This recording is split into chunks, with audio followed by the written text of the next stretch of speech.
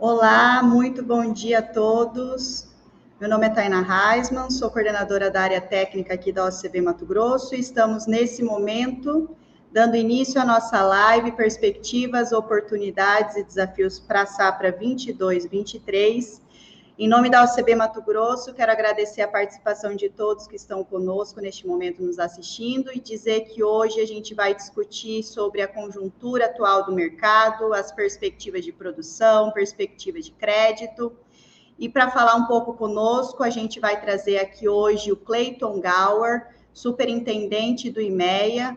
Essa live vai ter participação aí de 2 horas, que vocês vão estar conosco, e no primeiro momento o Clayton vai estar trazendo todos esses cenários para a gente. Eu quero combinar com vocês que as últimas 30 minutos dessa live a gente vai abrir para a participação de vocês, então pode deixar suas perguntas no nosso chat, que posteriormente a gente vai transmiti-las para o Clayton, tá? Qualquer dúvida, qualquer questionamento de mercado, a gente vai conversar com o Clayton ao final dessa live. Então, aproveito neste momento já para chamar o Clayton para fazer a nossa palestra do dia e agradecer a sua participação. Clayton. Bom dia, Tainá. Bom dia a todo mundo que está acompanhando a gente. É um prazer estar aqui com vocês, trazer um pouquinho da nossa visão do que esperar para a próxima temporada e reforçar o que você acabou de comentar com a gente. As pessoas que estão acompanhando, mandar sua pergunta no momento que a gente está conversando, discutindo algum tema, manda lá que depois a gente retorna, volta os questionamentos e tenta responder e tirar qualquer dúvida que a gente consiga alcançar e consiga trazer um pouquinho mais da nossa visão. Então, sem mais delongas, assim, vai compartilhar a tela aqui, fazer uma apresentação bastante... A minha intenção é fazer uma apresentação, por mais que tenha um tempo longo, é porque tem muito conteúdo para a gente abordar, mas tentar fazer um panorama geral para 2022-2023, pegando um pouquinho do que aconteceu nessa temporada, porque tem muito reflexo ainda da safra 21-22 acontecendo, mas olhar o que vai acontecer daqui para frente. Então, a ideia nossa hoje é passar desde o cenário político, olhar principalmente soja, o cenário para a soja, que está mais perto agora, o produtor de Mato Grosso está semeando, olhar um pouquinho para milho e algodão segunda safra, que são 2 pontos importantes, passar sobre a cadeia de leite e olhar um pouquinho outras culturas, o que vem se desenhando, principalmente por conta de todo esse cenário, a parte de rentabilidade, que é um quesito muito importante para esse ano, e olhar também o desenho de como foi essa questão de recursos, não só do Plano Safra, mas da questão de funding da soja para essa temporada, que a gente começa a mobilizar agora e fazer os levantamentos, e o que a gente deve esperar para essa temporada, e olhar um pouquinho do que a gente deve fechamento assim, do desafio para a cooperativa de crédito e também para esse ano. Bom, só para a gente entrar uma abordagem geral, olhar o que a gente vem observando de desenvolvimento da economia brasileira. Então, apesar dos pesares, a gente veio, principalmente lá de 2020, tivemos um solavanco bastante significativo por conta da Covid, paralisação dos mercados, não foi só conosco, mas o Brasil ele teve uma retomada bastante interessante, apesar de a gente ter vindo de um movimento de inflação significativo, o país conseguiu crescer nesse período e olhando para o ano de 2022, todas as questões que a gente vê, o país ainda vai continuar crescendo e até as últimas revisões que a gente vê são revisões para cima ainda das projeções inicialmente propostas para esse ano, mas que o país vai continuar crescendo enquanto outros países estão passando por um processo de desaquecimento da economia, até porque o processo de inflação não é um movimento somente no Brasil, é um movimento global, tá? Lá para frente, né, é bem difícil a gente afirmar 23, 24 e 25, mas essas são as projeções do relatório Focus, tá? Perspectivas de crescimento ainda lá para frente, mas que vai dependendo, na minha opinião, do cenário político que a gente está vivendo nesse momento, das eleições e realmente quem vai ser o vitorioso nesse caminho. Olhar a perspectiva para dólar, que é o ponto mais importante, tá? Principalmente porque o relatório Focus espera, principalmente do fechamento de cada ano. Aqui eu peço desculpas que desconfigurou a legenda, mas esse aqui é o fechamento de 2022, 23, 24 e 25, na expectativa do relatório Focus, tá? Então, o que a gente tem visto, apesar de ter uma escalada, que a gente vinha de movimento de um dólar muito valorizado, a gente teve um arrefecimento e fica oscilando aí na casa dos 5,10, dos 5 até os 5,40 nos últimos meses aí, e até mesmo essa é a faixa que o Bacen vem trabalhando no relatório Fox, que, olhando para a agricultura, sempre é uma faca de dois gumes, né? Mas acaba, principalmente para fortalecimento dos preços das commodities, sendo bastante interessante. Dentro do IPCA, aí, o que a gente comentou de inflação, né? A gente vê de uma aceleração muito rápida da inflação, não só no Brasil, mas no mundo. Acho que o Brasil veio uma velocidade mais forte e rápida, a aceleração da inflação, mas que agora também começa a perder força, e as previsões daqui para frente é que a gente tenha inflação de apenas um dígito, e aí começa retrocedendo até com o próprio encaixe da economia, a retomada de toda a guinada da alta da taxa de juros, também já começa a fazer esse reflexo lá na frente, a gente tende a ter uma desaceleração do IPCA lá na frente. E aí o ponto é um quesito que a gente acaba sempre frisando, né, olhando para a taxa de juros e para a inflação nos últimos, desde 2019, que a gente teve na realidade, começou aquele movimento lá atrás, fazendo uma correção aqui, começou esse movimento que é desde lá de meados de 2017, uma retração desde da Selic, que colocou, principalmente em meados de 2020, 2021, taxa de juros real negativa. Então, naquele momento, até todo mundo tinha uma crítica bastante forte com relação ao próprio Bacen para manter as taxas de juros tão baixas, e que isso acabou consolidando ou contribuindo com um IPCA, uma taxa de inflação mais elevada nesse período. O detalhe é que agora a gente começa já a observar a inversão desse movimento. Então, que a gente vinha de uma taxa real de juros negativos, já começamos a ter realmente uma taxa real de juros positiva, até pelas projeções que a gente acabou de conversar, olhando para o IPCA daqui para frente.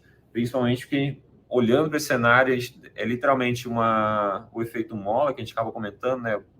Tem um aumento da inflação, e a Selic precisa correr atrás para corrigir, de repente os movimentos são muito fortes na correção da taxa Selic, e o IPCA acaba cedendo, e aí sucessivamente tem um efeito retardado das correções, porque é muito difícil calibrar isso dentro do cenário econômico brasileiro, mas é o que vem se desenhando para frente. Falando das culturas, para começar com soja, só para fazer uma abordagem olhando para o mundo, o que é mais importante acompanhar nesse momento, tá, gente? Nós estamos entrando na safra 22-23 no Brasil, mas ela começou nos Estados Unidos já faz um tempinho. Então, é a safra que os Estados Unidos está colhendo nesse momento. Então, para o Brasil e para a Argentina, que são as safras do hemisfério sul, 22 e 23 ainda são perspectivas e depende de muita coisa para acontecer. E a gente vai conversar um pouquinho mais depois sobre isso.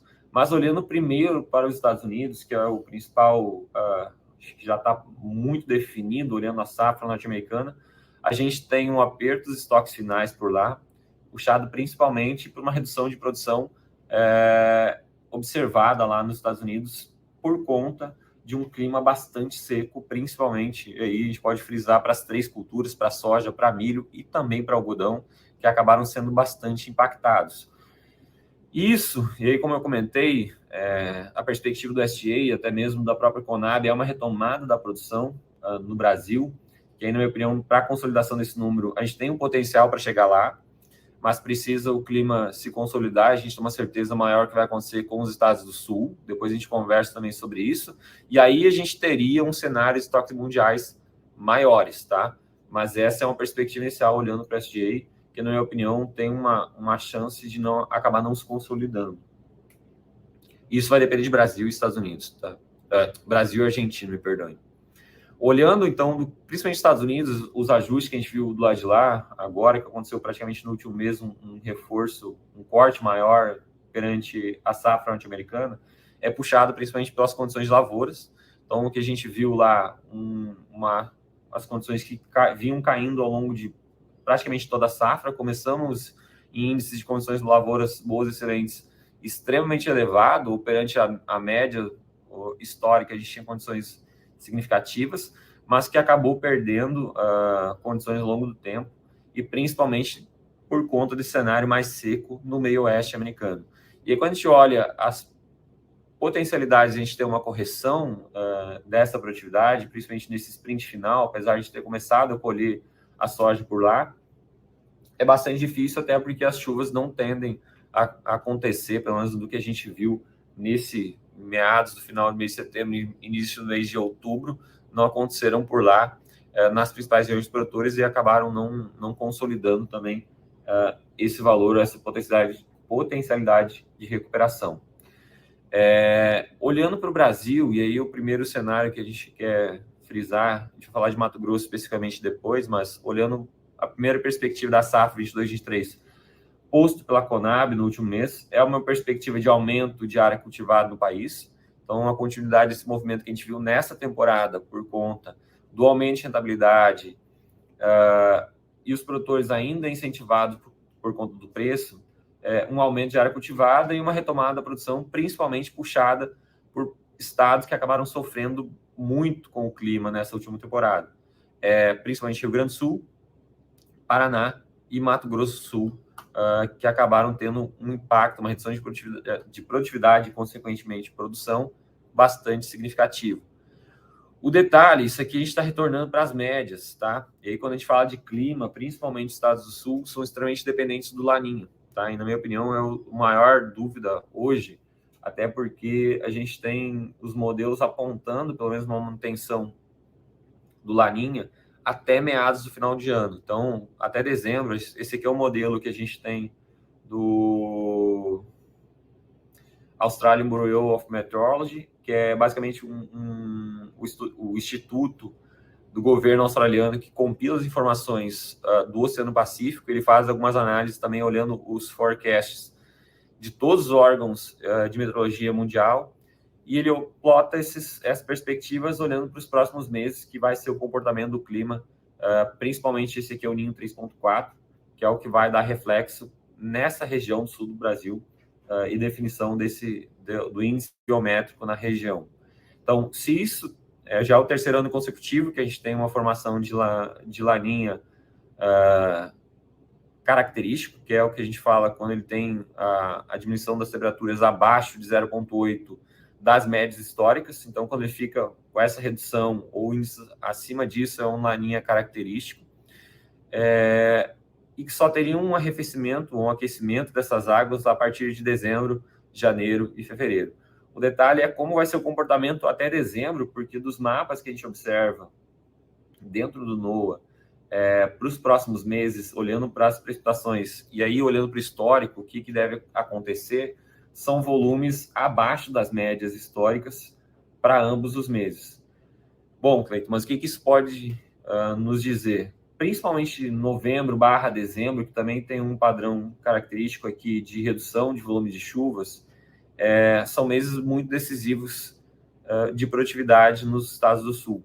Então, principalmente Rio Grande do Sul, ele acaba, que é característico do lado de lá, o que a gente chama de veranicos lá em dezembro, uma redução do volume de chuvas e, consequentemente, isso acaba impactando a produtividade das lavouras na região.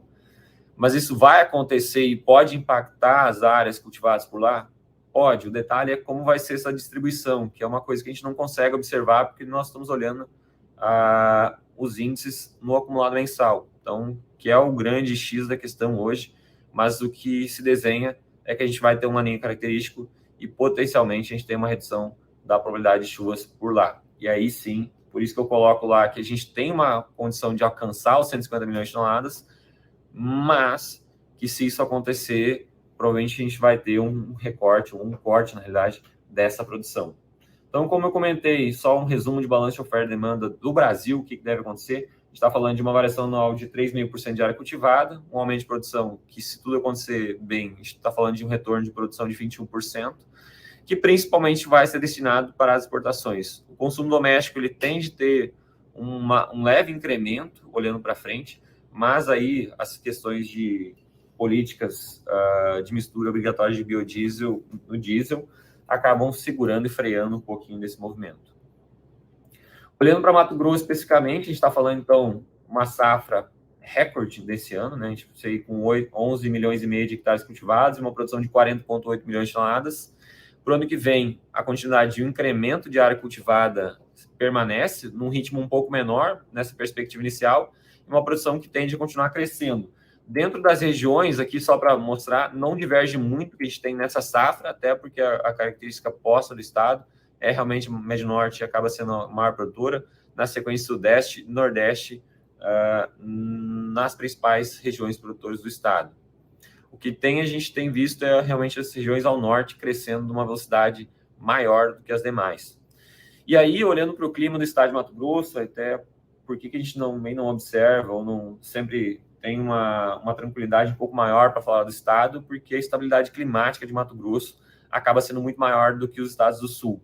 Então, aqui o clima acaba sendo muito propício para a primeira safra, apesar de a gente ter alguns recortes e podemos ter alguns impactos realmente por conta do clima, mas ele acaba sendo localizado, ele não é uma coisa que se estende por estado inteiro. Então, como o estado é muito grande, a gente tem essa vantagem, digamos assim, em comparação aos demais estados.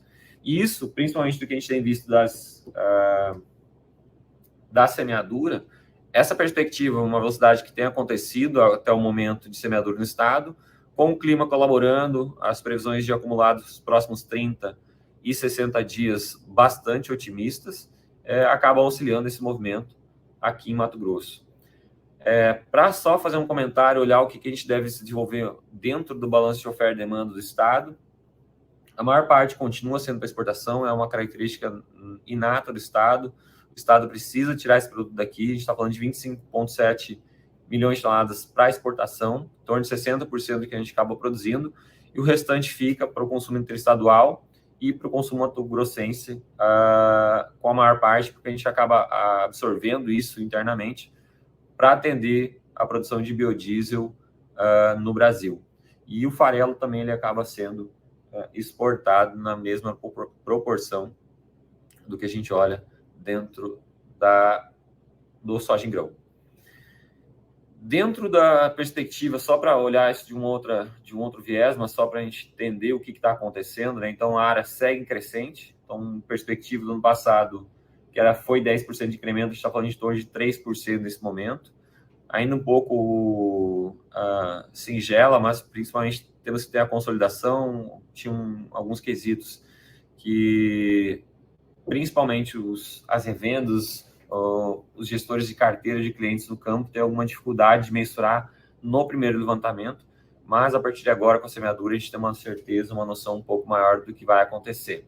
Isso, combinado com as perspectivas de produtividade média histórica do estado, já gera uma produção recorde de Mato Grosso, e que, como eu comentei, as exportações acabam sendo o principal destino, até porque a gente não tem grandes movimentações dentro do consumo mato-grossense, que está literalmente estagnado, mas não é uma estagnação que eu quero citar, mas está muito próximo do máximo da capacidade de processamento que a gente tem em Mato Grosso. Então, para haver novos incrementos de consumo aqui no estado, precisa haver novos investimentos. E o Mato Grosso também acaba fornecendo uma fração, principalmente para os estados, e a perspectiva nossa posta ainda com volume um pouco maior, atendendo a deficiência de produção dos estados do sul. Só para a gente olhar um pouquinho na margem de esmagamento, então, apesar de a gente estar com um preço super valorizado, não falo super valorizado, porque eu posso ser mal interpretado, mas um preço médio histórico elevado da cultura, as margens ainda acabam sendo bastante positivas, olhando o que a gente tem historicamente posto aqui no Mato Grosso. Já tivemos momentos melhores, principalmente nesse início de ano, mas agora uma retração principalmente com a redução dos preços do farelo lá na China. Falar um pouquinho de comercialização e preços, o que a gente está vendo de produto. Então, da safra atual que foi colhido nessa temporada, então praticamente 87% negociado, o produtor ainda um pouquinho devagar, principalmente por conta dessa movimentação que a gente viu lá atrás de comercialização antecipada, os preços que acabaram subindo, e na contramão dos últimos meses o preço acabou cedendo bastante e o produtor ficou com esse produto e na expectativa que nós haveríamos uma retomada dos preços alguns produtores acabaram não comercializando o produto. Então, mas na minha visão, isso acaba tendo e retornando à normalidade, até porque das condições postas que a gente tem de armazenagem, não temos muito espaço para isso. Para a safra 22-23, que é o desenho que a gente está olhando agora, em torno de 27% comercializado, um volume histórico médio abaixo do que a gente observou na última safra e também na média dos últimos 5 anos, mas principalmente puxado por conta da relação de troca e o preço dos insumos elevados. A gente até começou uma negociação bastante antecipada, os produtores tentando aproveitar ou tentando fazer negócios voltados principalmente daquela redução da oferta e disponibilidade de produto, mas que aí também dá uma arrefecida, principalmente para o produtor com os preços que não continuaram a sequência de altos, como a gente observou nas safras anteriores. Então, o produtor bota um pouquinho do pé no freio, negocia somente o necessário, trava os insumos e agora aguarda um pouquinho mais para tomar novas decisões. Olhando para o preço médio ponderado, então esse aqui é o preço médio da negociação, então se a gente fosse observar uma relação da safra como um todo, então a gente viu grandes saltos nas últimas 3 safras e que para essa temporada, apesar de a gente ter um preço histórico melhor, essa distância começa a diminuir, até porque a gente tem um arrefecimento dos preços médios negociados no estado. Isso aqui depois vai ser importante quando a gente for falar de rentabilidade, para vocês entenderem o que vai acontecer com o Mato Grosso. Olhando para a cultura do milho, tá? Da mesma forma como observou soja, vamos observar principalmente Estados Unidos, Brasil e Argentina ainda estão começando a semear essa temporada 22-23. Tem muita coisa para acontecer, então a gente frisa e pauta no segundo momento. Olhando para os Estados Unidos, o principal ponto vemos de uma redução de produção por parte do país, principalmente puxado pelo mesmo, até porque a mesma região que a gente está acompanhando soja acabou sendo impactada pelo clima ao longo de toda a safra. Então, da mesma forma, a redução das condições das qualidades das lavouras e a questão de temperaturas elevadas que acabam impactando drasticamente a cultura por lá e, consequentemente, também a produtividade norte-americana. Do lado do Brasil, então, a perspectiva inicial para 22-23 é uma retomada, se a gente for uma retomada no sentido até porque a gente viu um aumento de produção em alguns estados que sofreram também nesse ano, mas não nada parecido como a gente observou aqui na safra 21-22, que realmente a gente teve um impacto muito maior na safra de milho, e agora na 21-22 do que a gente teve na soja, o milho acabou sendo melhor no país. Quando a gente olha para Mato Grosso, estados do Paraná, Goiás, Minas Gerais, que acabaram tendo algum impacto pela corte de chuvas mais cedo na segunda safra, a perspectiva inicial é que isso acaba se retomando, principalmente do velocidade que a gente tem agora também da primeira safra sendo semeada, que a gente tem uma retomada das produtividades e a produção alcance aí os 125 milhões de toneladas no país.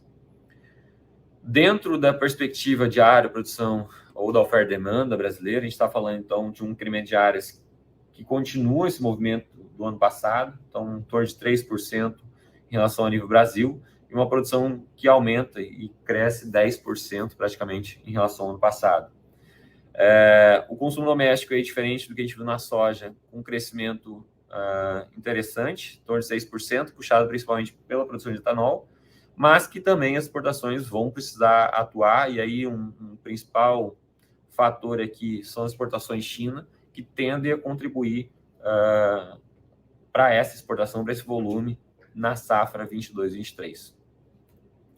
Dentro de Mato Grosso, então, o que a gente viu nessa temporada, aqui, de novo, peço perdão que esse valor que está equivocado, tá? Na safra 21-22 são 7,15 milhões de hectares, esse número deslocou uma visão para frente, são 7,15 na temporada 21-22 e 5,84 na safra 20-21. Então, o que a gente teve um incremento de mais de 20% nessa temporada. Então, o produtor de Mato Grosso, puxado pelos preços favoráveis, acabou produzindo muito milho em Mato Grosso. Então, e a perspectiva de continuidade para o crescimento para essa próxima temporada um pouco mais sutil, mas que ainda continua crescendo, como a gente observou na soja. E isso tende a puxar a produção de milho para cima, até porque os movimentos que a gente vê, a gente vai olhar a rentabilidade depois, nós estamos falando de rentabilidades, apesar de ter uma redução significativa na safra 22-23, dentro do sistema soja mais milho, são rentabilidades bastante interessantes ainda para o setor. Olhando, então, do que a gente vê a oferta e demanda aqui, não tem o número 22-23, esse aqui é o número ainda 21-22, porque a gente está fechando essas informações e colocando os números para ser atualizados, mas o principal ponto que eu quero chamar a atenção para vocês é o consumo mato-grossense, que continua bastante robusto e para a safra 22-23 tende a continuar crescendo, puxado pelo incremento da entrada das novas usinas, tá? Mas, da mesma forma que a gente observa no Brasil, nós estamos falando de um aumento de exportação, até porque nós precisamos fechar esse balanço de oferta e demanda, porque não fica produto aqui em Mato Grosso em grandes proporções de um ano para o outro. Olhando o quesito de comercialização, tá? Da mesma forma que a gente observa a soja, o produtor até começou de uma maneira antecipada para ambas as safras, mas depois perde um pouco de velocidade, puxado principalmente porque a gente tem uma reversão de preços, o produtor na expectativa que teria movimentos maiores, mas isso daqui acaba sendo puxado principalmente pela necessidade de comercialização, falta de espaço de armazém, e aí acaba forçando o produtor a negociar produto e não passar com muito produto de um ano para o outro. Na safra 22-23, aí começa o ritmo bem mais lento, puxado na expectativa, na minha opinião, assim, os custos elevados, principalmente os fertilizantes caindo. A gente vai olhar depois a comercialização de insumos lá na frente, mas a velocidade dessa comercialização de insumos não foi tão rápida porque os produtores aguardam ou tentam segurar a tomada de decisão para tentar negociar e barganhar melhores preços. Até porque a gente tem um aumento da oferta de produto disponível, de fertilizante disponível no país, e isso acabou pressionando alguns produtos, e principalmente agora, com o produtor fechando o pacote da safra 22-23, isso pode ser uma oportunidade de negócio.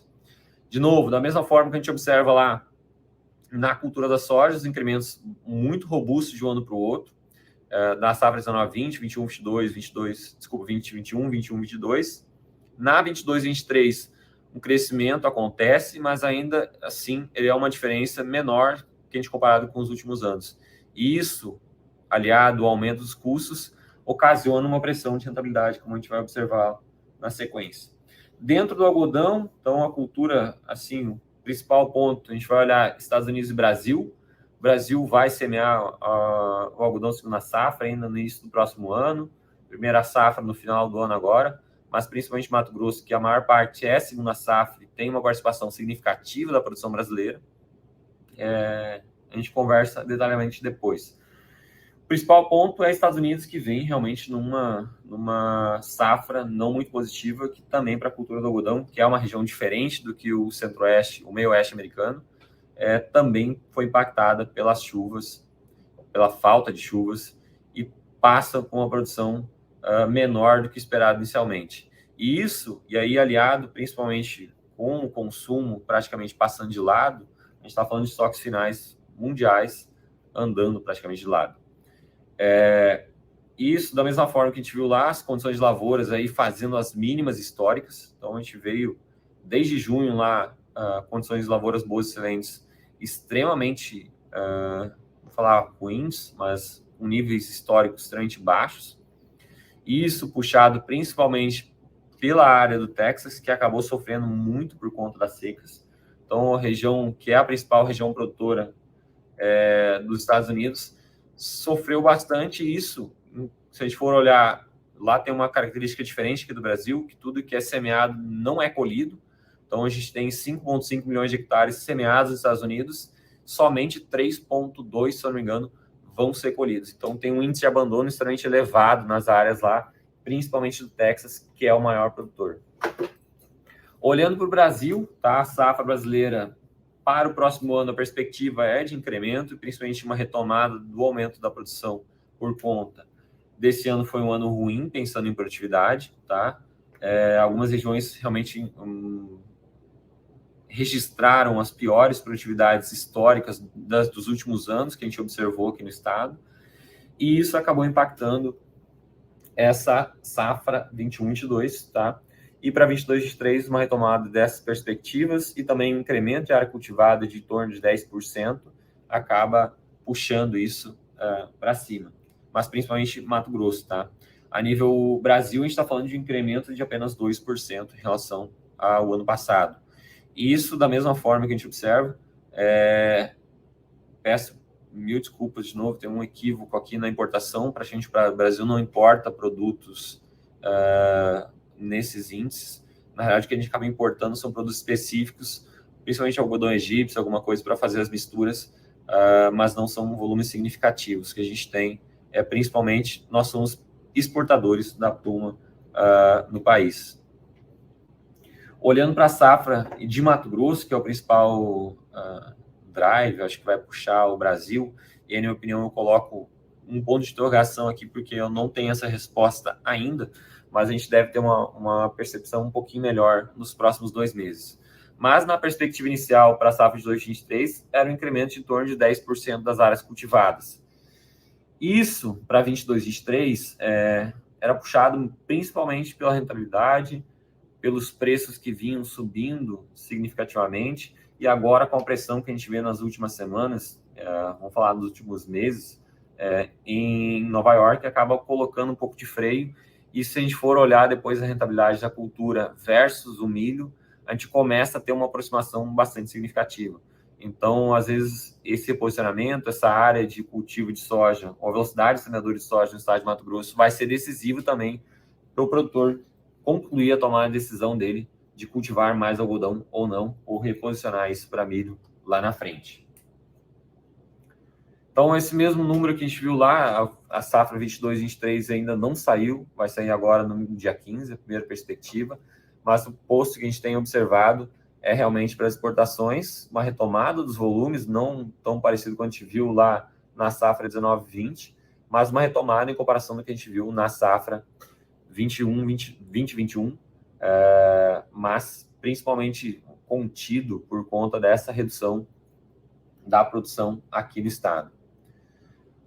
Comercialização e preço, aí num ritmo diferente do que a gente viu a questão do valor negociado, no valor não, desculpa, na velocidade de negociação, que acontece um pouco diferente do que a gente vê na cultura da soja. A gente tinha uma perspectiva, acho que não é a melhor palavra que traga isso, mas um movimento dos produtores de antecipação das vendas muito forte nas culturas de soja e milho, e que não acontece aqui no algodão, até pela própria estrutura, formato de produtor, perfil, que ele acaba sendo muito mais comedido, até porque ele acaba fazendo as negociações de pluma no momento que ele faz as relações de troca ou que ele faz as trocas por insumo. Então, como é uma negociação mais ajustada, a gente percebe e consegue observar que ela acaba seguindo um ritmo, uma velocidade muito parecida com o que o produtor está acostumado. Num ritmo de antecipação muito mais forte, olhando porque isso já é característica do produtor, mas tem um fluxo mais linear olhando historicamente. E isso puxado principalmente porque a gente viu essa questão de preços que acabaram subindo significativamente nas últimas 3 safras, de uma maneira bastante robusta, mas que apesar de nós termos isso aqui, depois a gente olha a rentabilidade, não quer dizer que a gente tem uma rentabilidade melhor para a temporada 22-23, tá? Então, o mesmo movimento que a gente viu foi o incremento dos preços aqui no estado de Mato Grosso, dos preços nominais, tá? Mas que, de novo, a mesma análise, a mesma percepção que a gente tem para a safra 22-23 é que esse preço cresce numa velocidade ou tem um ganho menor do que observado nas últimas 2, 3 temporadas. Para falar um pouquinho de leite, tá? O que a gente tem acompanhado e observado, principalmente aqui no estado, mas para iniciar um pouquinho do balanço de oferta e demanda mundial, o que a gente tem visto é uma perspectiva inicial de redução, mas uma perspectiva de redução para o ano de 2022 do estoque final mundial, puxado principalmente pela redução da produção em diversos países no mundo, desde a União Europeia, passando por uma seca bastante drástica, Nova Zelândia também puxando uma redução de produção. No Brasil também a gente tem observado isso, a perspectiva que tenhamos uma nova redução para esse ano. Isso acaba impactando e colocando um pouquinho mais de pressão sobre os preços dos lácteos no mundo.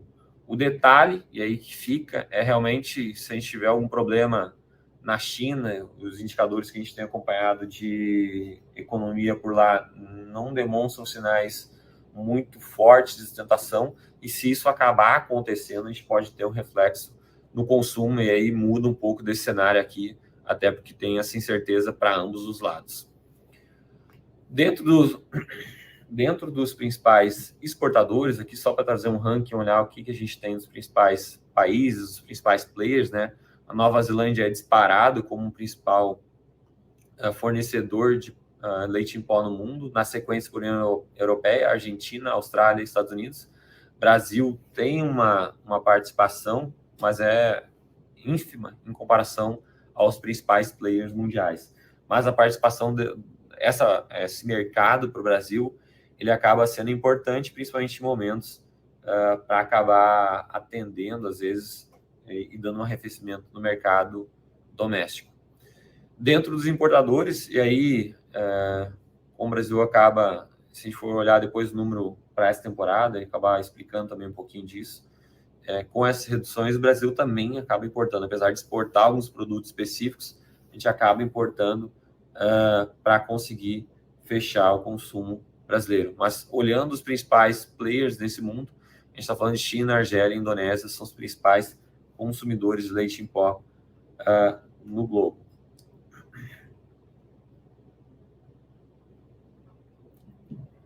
Já para o Brasil, tá? Então a gente veio se a gente for analisar, vínhamos de um crescimento bastante, vamos falar contínuo, mas pelo menos dos últimos anos, meados de 2016, depois que a gente teve aquela redução sequencial de 2 anos, vínhamos no crescimento, tá? Mas que já para a safra 2021, a gente teve uma redução sutil, apesar disso, mas uma redução em relação a 2020, e o desenho para a safra 22-23, olhando até o segundo trimestre, a gente já tem uma redução de em torno de 8,8% em relação ao ano passado. As perspectivas que a gente tem para o país, para 2022, ainda assim continuam que esse movimento tende a arrefecer, tende a diminuir também para esse ano, até por conta do movimento que a gente veio aqui. E aí, só para trazer o ranking dos principais produtores, a movimentação que a gente teve, principalmente em 2021, esses dados são os dados mais recentes do IBGE, e acabou consolidando os dados aqui do último ano. Então, do que a gente via lá, os principais estados produtores continuam, a gente está falando de Minas Gerais, Paraná, Rio Grande do Sul, Santa Catarina, com os principais players. Mato Grosso, ele ocupava a 11ª posição, ele caiu para a 13º, então a gente tem uma redução, depois eu mostro, principalmente por conta das vacas ordenhadas e, consequentemente, produção aqui, tá? Mas olhando esse quesito, principalmente dessa redução, essa movimentação que a gente tem aqui de produção local, o saldo da balança comercial brasileira. Então, a gente vinha até em um momento no ano passado exportando uma parte do volume, importando uma parte menor, a gente tinha uma diminuição desse déficit, digamos assim, da balança comercial brasileira, mas que numa inversão significativa nos últimos meses, puxado principalmente por esses meses de seca, redução das chuvas, pasto e, consequentemente, produção de leite, acabaram puxando e forçando o país a alcançar até níveis recordes de importação de produtos lácteos. Já para quesito de preço, então, diante desse cenário, desde o início da Covid, lá a gente teve um incremento dos preços pagos ao leite a nível Brasil, tá? E alcançando no último mês 3,5, tá? Tivemos já um momento um pouquinho melhor de preço, mas olhando para os níveis que a gente alcançou lá atrás, a gente ainda está a níveis superiores. Não quero entrar no detalhe, não necessariamente que está rentabilizando o produtor, mas só está fazendo análise, olhando para os preços nominais pagos aos produtores. Isso também é reflexo dos preços que a gente viu dos derivados lácteos no Brasil. Então, se a gente for olhar tanto mussarela, leite em pó, UHT e pasteurizado, principalmente nessa virada ali, até que justifica um pouco desse movimento aqui, principalmente do início do ano para cá, acabaram corroborando ou sendo reflexo também pela necessidade de pagar mais pela matéria-prima aqui no país. Dentro de Mato Grosso, e falando especificamente da captação, olhando o cenário que nós vimos no Brasil é diferente. Então, o cenário que nós vimos no Brasil é de um crescimento médio anual, apesar de ser algumas nuances em alguns períodos. Dos últimos anos para cá, a gente tem perdido grandes volumes captados, e aí puxado pelo desestímulo da atividade, aumento dos custos, produtor que já vem passando por dificuldades ao longo do tempo. Ciclo pecuário acaba contribuindo para isso também nesses períodos, e que consolidou em 2021 uma redução bastante significativa em relação a 2020, e o cenário que nós vemos já se desenhando para 2022 é que isso acabe continuando com esse movimento, até pelo acumulado que nós temos até o segundo trimestre, já aponta uma redução de 16% no mesmo período. Dentro das regiões, estão olhando a participação, né, só para a gente entender como está distribuído isso ao longo do estado. Então, a gente está falando principalmente das regiões Oeste, Norte, Nordeste e Sudeste, são as principais regiões produtoras, na sequência com Centro-Sul e Noroeste, Centro-Sul e Médio-Norte, contribuindo com o restante, tá? Mas principalmente as 3 principais regiões com maior peso na captação da produção de leite do estado. E esse índice, só para mostrar como a gente tem observado isso, então, da mesma forma que a gente viu lá na captação, aqui a gente está olhando por macro-região, esse movimento também acontece, porque é um reflexo daqui que a gente observa aquele acumulado, mas realmente os volumes diminuindo significativamente ano após ano. E isso é reflexo desse índice aqui que a gente acompanha, que é o índice de vacas ordenhadas, que vem caindo desde 2015. Então, acaba pressionando muito o setor, forçando os produtores pelo desestímulo, pelo aumento de custos, tirando os produtores mais ineficientes do processo, principalmente os produtores que têm uma escala menor. Então, isso acaba puxando e jogando um desafio ainda maior para a produção do estado.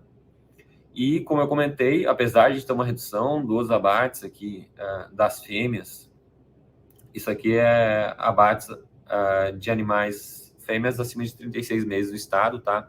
Mas só para a gente olhar, porque isso também, o reflexo do aumento da valorização da arroba do boi gordo, acaba puxando o abate de alguns animais por conta desse estímulo, e aí essa redução, o produtor acaba se vendo obrigado, ou às vezes acaba pela oportunidade, abatendo esses animais para tentar otimizar e melhorar a rentabilidade. Até que a gente observa isso nas propriedades leiteiras, a participação da venda e abate de animais, ela é um componente de renda importante para ele acabar conseguindo consolidar ou fechar a renda da propriedade, e que acaba sendo um item bastante importante. Preço pago no estado, então, o que a gente viu da mesma forma no Brasil, crescimento, e no último mês, então, que a gente viu uma queda maior a nível Brasil, no Mato Grosso acabou não acontecendo, então acabou o movimento sendo mais leve em relação ao que a gente viu a nível país. E isso a gente consegue observar pelo diferencial de base, até pela aproximação que a gente vê de um preço com o outro. Então, a redução a nível Brasil, aqui em Mato Grosso, acabou sendo bem mais sutil nesse último mês, diminuindo e encurtando o diferencial de base. E é a mesma forma que aquele movimento que a gente viu no Brasil, também acontece aqui no estado de Mato Grosso com o preço médio dos derivados lácteos do estado. Para entrar um pouquinho em outras culturas, para a gente passar por alguns dados específicos, tá? Para começar com cana-de-açúcar, só para a gente ter uma análise de distribuição, como que está posto isso. Então, a gente falou das 3 principais cadeias, entramos um pouquinho de leite do estado, e agora outras cadeias que também têm uma relevância, mas olhando pelo tamanho, acabam sendo mais locais e acabam atendendo alguns mercados específicos. Mas, para nível de Brasil, estimativa de produção de cana-de-açúcar por estado. Então, a gente tem o estado de São Paulo disparado, até pela característica, já é uma cultura historicamente produzida por lá. À frente disso, e Mato Grosso com apenas 15 milhões de toneladas produzidas. E o principal ponto que a gente chama atenção é olhando para o estado especificamente, Então, que a gente viu uma redução das áreas cultivadas ao longo dos últimos anos, agora uma retomada, uma perspectiva de retomada dessas áreas aqui em Mato Grosso, principalmente algumas usinas fazendo investimento em novas áreas produtivas para ampliar a produção de cana-de-açúcar aqui no estado. Então, e também principalmente no ano passado, se não me falha a memória, que a gente tem principalmente esse aperto na produção, puxado principalmente pela seca, que acabou impactando significativamente o volume produzido de cana, não só aqui, mas também em outros estados do país. Falando de arroz, se a gente for falar de estados, nós estamos falando principalmente do Rio Grande do Sul, que acaba sendo o principal estado produtor de arroz irrigado, tá? Mas quando a gente olha a característica aqui do estado, o estado tem uma participação até interessante, olhando para outros estados, mas principalmente da cultura de arroz em sequeiro, tá? Ele acabou perdendo espaço, ou muito espaço, ao longo dos últimos anos. Entra, às vezes, no manejo do produtor como uma rotação de cultura, como uma estratégia, ou, às vezes, até mesmo algum nicho de algumas regiões para atender mercados específicos, cerealistas. Então, o produtor acaba oportunizando para atender esses mercados e fazendo uma diluição de risco e também uma diversificação da fonte de renda que ele acaba tendo na propriedade. Tá? Mas, de mesma forma que a gente observa, acaba sendo uma redução das áreas cultivadas, até pela pressão que nós temos das outras culturas e da rentabilidade das outras culturas aqui em Mato Grosso. Isso também se reflete um pouco no quesito para o feijão. Então, o estado ele é o terceiro maior estado produtor, mas quando a gente vai olhar ao longo dos últimos anos, tem perdido a área cultivada e, consequentemente, isso impactado a produção. A gente consegue produzir isso em 3 safras, a maior parte dessas áreas são cultivadas em áreas irrigadas, mas, de novo, e aí é uma dificuldade no mercado de feijão pela estabilidade ou pela não vou falar uma certeza, mas principalmente pelo formato de comercialização e uma alta volatilidade dos preços, os produtores às vezes acabam optando por fazer outros negócios, outras culturas, até mesmo por conta dessa competitividade. O produtor acaba se vendo, não obrigado, mas uma oportunidade de modificar isso e não ficar tão exposto com relação à produção de feijão. Então, uma cultura que acaba tendo uma rentabilidade interessante, mas que coloca bastante desafio. Olhando para os fertilizantes e para entrar um pouquinho no quesito de rentabilidade, tá? Que a gente viu lá pré-pandemia, então, meados de 2019, nós tínhamos um preço que passou praticamente até meados do final de 2020, início de janeiro de 2021, de uma certa, apesar de ser um incremento de preço, uma estabilidade em comparação com esse movimento que aconteceu na sequência, mas que vinham num crescimento muito forte até metade de 2022, até meados de março, abril, que depois começam a perder força, tá? Praticamente todas as moléculas, com exceção da ureia aqui, que eu vou fazer um briefing com relação a ela, mas a maior parte das preocupações que se tinham, principalmente por conta do fornecimento desses produtos, a gente está falando de principalmente cloreto e alguma coisa de fósforo, não aconteceram. Contudo, na ureia a gente tem um cenário um pouquinho diferente, então que a gente viu aquela escalada dos preços do gás natural, me perdoem, ao longo do último ano. Tivemos um arrefecimento em determinados períodos do ano, mas que agora, com a preocupação por conta do desabastecimento da Europa, as fábricas também colocando um pouquinho mais de pé no freio para ver o que vai acontecer, na minha opinião, especulando com o mercado, a gente tem uma incerteza, principalmente, o que vai acontecer com os adubos nitrogenados, principalmente por conta do gás natural, que é uma incógnita na Europa. E aí, um ponto da importação de fertilizantes que é importante frisar e reflete aquela redução dos preços que a gente viu lá, então aquela pressão gigantesca de falta ou de oferta de produtos que acabou não acontecendo. Então, a gente viu, principalmente em 2022, volumes muito robustos de fertilizantes entrando no país. Então, não tivemos uma redução significativa, olhando principalmente de Rússia e Belarus, que tinha sido proposta inicialmente, mas que tivemos também uma participação maior de outros países e também do Canadá, com uma participação importante. Então, aquela preocupação que tinha, forçou as empresas a comprarem grandes volumes de fertilizante, porque a gente viu lá atrás problemas de entrega, aí essa compra antecipada, essa compra de grandes volumes acabou fazendo uma pressão até nos portos, como a gente viu nas últimas semanas, e aí o produtor, principalmente esse movimento de redução de preços, começa a desacelerar um pouquinho, tentando entender ou tentando negociar com o mercado melhores preços daqui para frente. E aí, para falar um pouquinho de caricultura, começando com soja, custo de produção e receita bruta, para a gente fechar em rentabilidade, para a gente entender o que aconteceu nessa temporada.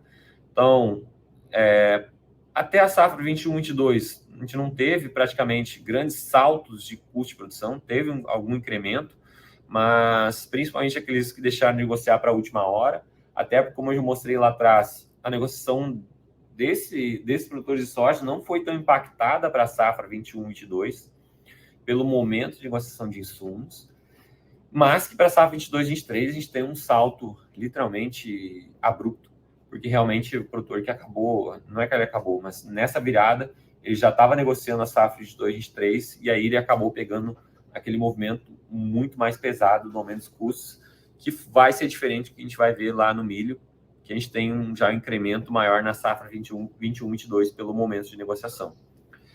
Isso, dentro da receita bruta dos produtores, como eu comentei lá, pelos próprios preços, não sei se vocês se recordam, a gente está falando, então, teve esse salto em relação aos preços de um ano para o outro. As produtividades foram produtividades médias, históricas, mas quando a gente olha para a safra 22-23, praticamente a gente não tem esse incremento, porque também os preços não têm esse salto tão significativo. E isso coloca esse primeiro número aqui que eu estou comentando com vocês, que é o LAGIDA, então, que é o lucro antes de juros, impostos e depreciação. Então, o que a gente viu, dentro dos patamares históricos, ficava lá na casa dos R$1.000 por hectare, a gente começa a ter um incremento na safra de 20, 21, 21-22, que foi o ápice, foi realmente o melhor momento histórico para a cultura, tá? E esse número é um número médio, importante frisar. Quando você está olhando um produtor específico, tem que tomar um cuidado, às vezes produtividade, condições deles acabam sendo diferentes, mas que a gente está olhando aqui indicadores médios históricos para rentabilidade de soja.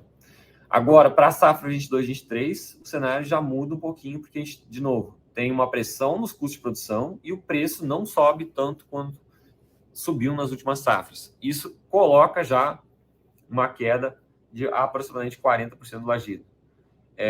Lembrando, isso é 40% considerando o preço e a produtividade média. Então, se a gente tiver o impacto da produtividade, isso pode acabar sendo puxado ainda mais para baixo. Tá? Então, atenção a esse número. E isso, para falar um pouquinho de como que fechou isso no quesito de comercialização e desenhar o da próxima safra. Então, o que a gente viu é uma comercialização de fertilizantes que praticamente acompanhou as médias históricas. O produtor até começou antecipado lá, mas depois acabou retornando aos valores que a gente monitorava e acompanhava por aqui. Fertilizantes sementes também, e defensivos, então, que a gente viu lá nas últimas safras, costumava observar uma antecipação bastante grande, já não acontece para a safra de 22-23. Só um ponto aqui, tem alguns produtores, se a gente for olhar, um volume ainda pequeno para negociar, mas é principalmente produtores buscando aí o fechamento, o repique dessa negociação. E lembrando que esse material é até agosto, tá? O setembro ele sai na semana que vem, exatamente no dia 14, 15 do mês, que a gente vai ter divulgação. Então, para a safra 22-23, o primeiro número, então a gente já viu uma negociação um pouco mais lenta do que na safra 23-24. Uma negociação um pouco mais lenta, pautado principalmente os produtores um pouco mais cautelosos, e aí observando, não precisando correr tantos riscos, com exceção de alguma coisa já movimentando sementes, até para garantir as cultivares que ele quer para a próxima temporada. O produtor começa a fazer as negociações de maneira bastante tímida. E aqui, se nós formos olhar principalmente esse número que baseia a safra 23-24, na minha opinião, é essa retomada das relações de troca para as médias. Então, o que a gente viu aqui tinha um movimento muito forte nos últimos meses, as negociações com volumes de relação de troca históricos, o produtor estava gastando muito mais do que ele estava acostumado de soja pelo mesmo produto, mas que agora com retração, o produtor, de novo, não quer negociar esses volumes tão significativos, começa a segurar um pouco, até porque as relações de troca acabam arrefecendo. A única coisa que a gente às vezes não observa a relação de troca arrefecendo são os defensivos, que aí é um problema diferente. Olhando para o milho, tá? A cultura do que nós temos aqui, no mesmo movimento que eu citei, um incremento da receita bruta, os custos também acompanham, mas o que a gente viu aqui lá na soja que eu citei, o incremento da 21-22 não foi tão robusto dos custos como a gente viu aqui no milho, pelo momento de comercialização, que aí no milho a gente tem uma diminuição da rentabilidade potencial comparativo que a gente tinha lá, e isso poderia ter sido melhor aqui na safra 21-22, mas por conta somente de custos, a gente tem uma redução, por isso, e a gente tem uma redução inicial menor do que nós vimos na soja lá, de 40%, e aqui apenas de 13%. Então, porque esses custos aqui da safra 21-22 foram muito maiores do que a gente viu lá na soja, tá? Mas, quando a gente olha de novo, importante frisar, a gente está olhando para produtividades médias, isso é cultura de segunda safra extremamente importante, até mesmo porque ela acaba sendo muito mais suscetível ao clima do que a primeira safra, tá? Mas aí, quando eu vou fazer uma análise financeira, principalmente os produtores e aí as cooperativas de crédito estão acostumados com isso, né? Nós estamos falando do sistema soja mais milho. Então, o produtor acaba cultivando soja, eu analiso o lagida por hectare em conjunto da cultura de primeira com segunda safra. Olhando a comercialização de fertilizantes e defensivos e sementes de milho, então 23-24 ainda não aconteceu nada, mas para a safra 22-23 está um pouco mais lento do que a gente estava acostumado a observar. Com exceção de defensivos e sementes, tá? Mas principalmente fertilizantes, o produtor tentando segurar um pouco mais, até porque ele consegue carregar um pouquinho mais para frente para receber esse produto até o início da próxima temporada, tá? Mas o produtor de olho, principalmente por conta dessa relação de troca mais elevada, ele acaba segurando um pouquinho mais as negociações. E aí, diferente um pouquinho da soja, mas não tão diferente assim, porque historicamente até teve momentos piores a relação de troca, mas no passado recente a relação de troca ela estava fazendo as mínimas históricas, tá? E para o produtor, principalmente na relação agora dos últimos meses, não era tão atrativo para fazer negociações. Então, apesar de ele já ter pagado mais caro, isso coloca esse peso um pouquinho maior no pace, na velocidade de negociação por parte deles. E aí o quesito, o ponto principal, na minha opinião, o principal fertilizante que a gente vai ficar de olho é a ureia, que é um principal componente de produtividade do milho segunda safra. Com relação ao algodão, então, o que a gente viu é uma cultura que tem uma geração de caixa bastante significativa, mas que também tem um custo extremamente significativo. O que nós vemos aqui, realmente, nos últimos anos, os preços crescendo, numa velocidade interessante, dando margens interessantes já desde a safra 19-20, que a gente não viu,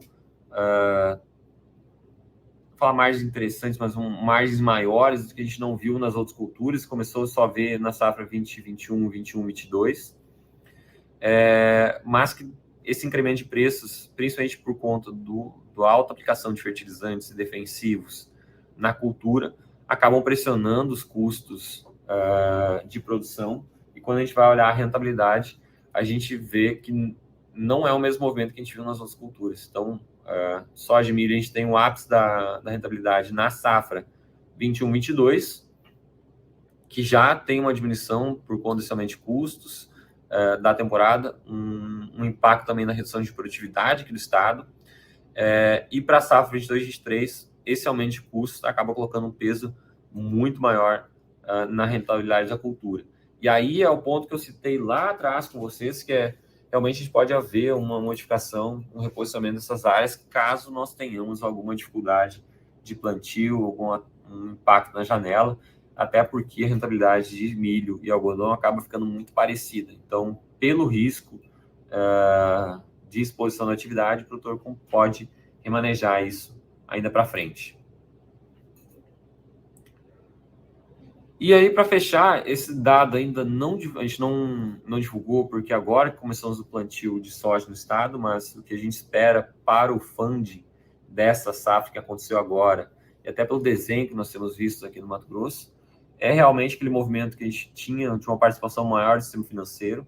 Então, os produtores acabando buscando mais recursos com recurso livre, tá? Até porque dentro dos recursos federais, apesar de nós termos um incremento do volume ofertado dentro do plano agrícola-pecuário, o Estado, principalmente alguns produtores, acabam saindo das faixas, às vezes os recursos que ele acaba optando e acaba pegando, principalmente em alguns mercados mais baratos do que o produto ofertado até dentro do próprio PAP, mas esse movimento, principalmente do setor, a gente acaba acompanhando e os produtores tomando as decisões. Na minha visão, a gente pode ter um incremento um pouquinho dos recursos próprios, até pela própria capitalização que a gente viu nessa temporada. Então, pela situação da taxa de juros, pelo custo de oportunidade, ele acaba optando por fazer isso, mas não vai ser um ganho tão significativo, até mesmo porque não é a característica do Estado fazer esses movimentos. E aí, para a gente trazer as últimas análises aqui, dentro do que a gente viu, só para reforçar e trazer isso para a discussão, dentro do crédito rural do Plano Safra, então a gente tem esse incremento, como eu comentei, do volume de recursos disponíveis, tá? Para essa temporada. Então, na minha visão, foi mais uma reposição de valor por conta dos incrementos que a gente viu de recursos, mas na situação que a gente tinha com o país, foi realmente um plano safra que atendeu as expectativas, tá?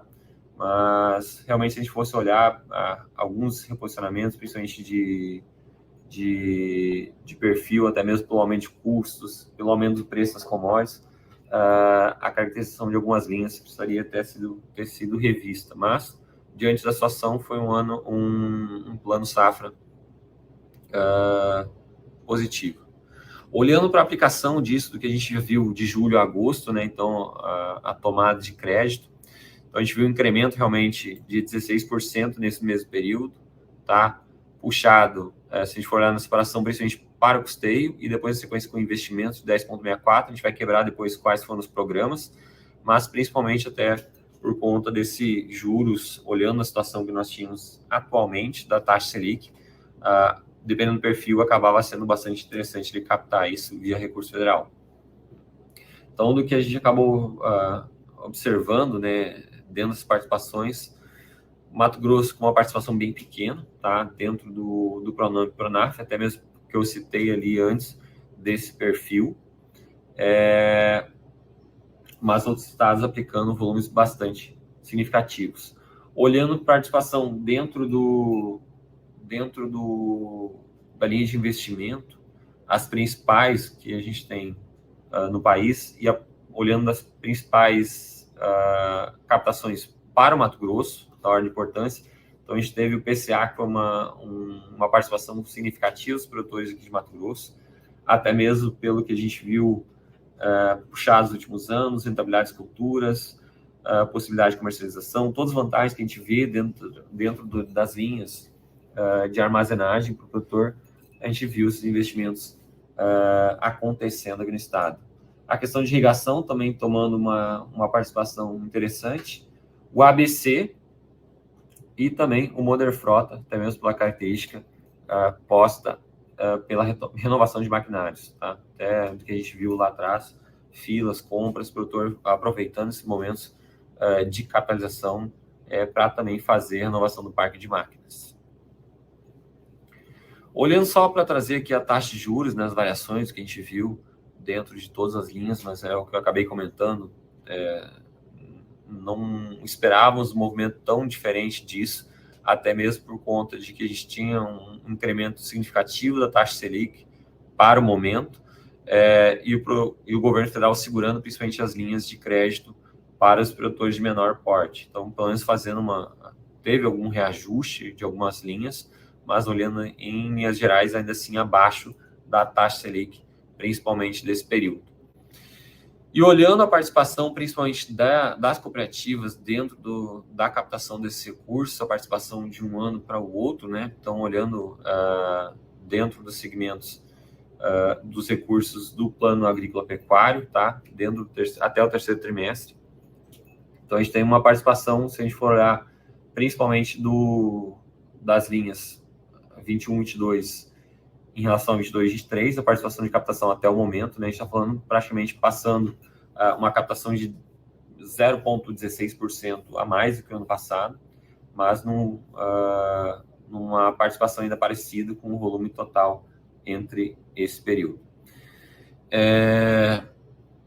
Deixa eu recordar. E um último ponto para fechar esse item, que a gente tem até... A gente discutiu isso nesse fórum que a gente teve aqui na Federação da Federação aqui na FAMATO com a OCB, principalmente olhando os desafios para o setor e até mesmo para o produtor. Então, o primeiro ponto que a gente elenca e traz aqui, uma discussão que a gente tem tido bastante e às vezes até se torna alvo de a gente fazer uma auto-reflexão, né? De tudo que a gente acaba tendo que solicitar, ou tudo que o produtor acaba tendo que atender, olhando os níveis municipal, estadual e federal, para conseguir ter todos os cadastros, para ter todas a possibilidade de acesso ao crédito. Então, a gente está falando de volumes de licenças de operação, cadastro ambiental rural, que a gente vai falar um pouquinho depois sobre isso, e aí, principalmente, a participação do Estado, que precisa movimentar, e as discussões que a gente tem visto com relação ao próprio produtor, mas é um grande volume de produtos, um grande volume de cadastros e documentos que ele precisa fazer todos os anos. E aí, quando a gente entra especificamente dentro do CAR, o desafio principalmente voltado para o Estado, tá? Que fica aqui, se a gente for olhar do Estado de Mato Grosso, nós temos uma área cadastrada já de 84 milhões de hectares. Então, o Estado tem aproximadamente 90 milhões de hectares, 84 milhões de hectares cadastrados, faltam algumas áreas, mas a maior parte delas a gente está falando aqui de reservas indígenas que consolidariam o restante. Então, faltando pequenos volumes a serem para serem cadastrados. O detalhe que fica é que a gente tem, desses 168 mil cadastros, a gente tem apenas 5.898 validados pela SEMA, então que praticamente finalizaram todo o processo. Desses 84 milhões, 28 que passaram por algum tipo de análise, estão aguardando informações de complementação por parte do produtor. Mas, se a gente for olhar do restante, nós estamos falando aí de praticamente 55 milhões de hectares que ainda precisam passar por validação, precisam ser checados pelo governo. E aí coloca o desafio, até porque isso é um cadastro que o produtor acaba precisando atender, e até mesmo pelas metas que o governo se dispôs a fazer, e pelos investimentos que a gente tem visto por parte dele, é um trabalho que precisa ser acelerado. E um outro ponto um item bastante importante, então, se a gente for olhar aqui, apesar de passar desapercebido, nós estamos falando de 74% desses cadastros tiveram uma solicitação ao PRA, que é o Programa de Regularização Ambiental, principalmente para se adequar ao produtor fazendo essa autodeclaração e fazendo esse compromisso de fazer esses ajustes. Então, principalmente um ponto interessante, às vezes até para auxiliar esse produtor nesse processo, com crédito ou com estrutura, para dar suporte a esse desenvolvimento. Mas o ponto que fica, na minha opinião, é que o Estado precisa evoluir bastante, e, na minha opinião, rápido, até para a gente conseguir dar celeridade a esse processo e aí fechar esse cadastro dos produtores. Para fechar, então, só para a gente retomar algumas coisas, né? Então, que a gente acabou citando. Então, a gente viu, para 22, a expectativa é o indiciamento de alta do PIB aqui no país. sendo revisto em alguns movimentos, olhando até comparação com outros países, a discussão de todo o reajuste, todas as coisas que foram feitas, o país consegue, não falar que conseguiu lidar, talvez seja uma fala muito leviana, mas dentro de um cenário de inflação ainda elevado e todo o contexto que a gente teve no Brasil, essa retração nos últimos meses acaba sendo importante, e isso ajuda até nesse mesmo movimento. Então, a gente vinha de um crescimento da inflação, vimos um crescimento do PIB, agora o PIB tende a continuar crescendo e nós vemos uma inflação retraindo nos últimos meses, e o que acaba sendo importante para garantir o desenvolvimento do país. O detalhe é realmente setores, alguns setores especificamente, se a gente for olhar para o agronegócio, o desafio, na minha opinião, é muito mais olhando lá para 23/24 do que olhando para agora um cenário mais curto, até porque essa alta dos insumos ainda vai pesar, até porque a gente tem visto o movimento dos preços num movimento contrário e os custos se mantendo firmes. Olhando só para fechar esse quesito dos Estados Unidos, né, o que a gente acabou de citar, para as culturas, soja, milho, algodão, problemas climáticos, impactos do lado da produção.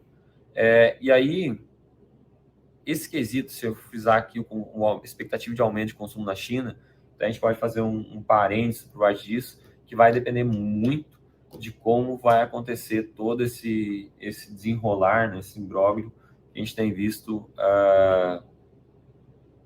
tanto na Europa quanto reflexo lá na Ásia, de maneira geral, porque a China demonstra sinais de enfraquecimento no crescimento econômico. Então, se isso, a gente tiver realmente, até porque não temos muito dados para isso, para consolidar, mas se realmente tiver impacto, isso tende a trazer alguns reflexos, principalmente para a gente, nós somos fornecedores de grande parte dos produtos agrícolas para eles, tá?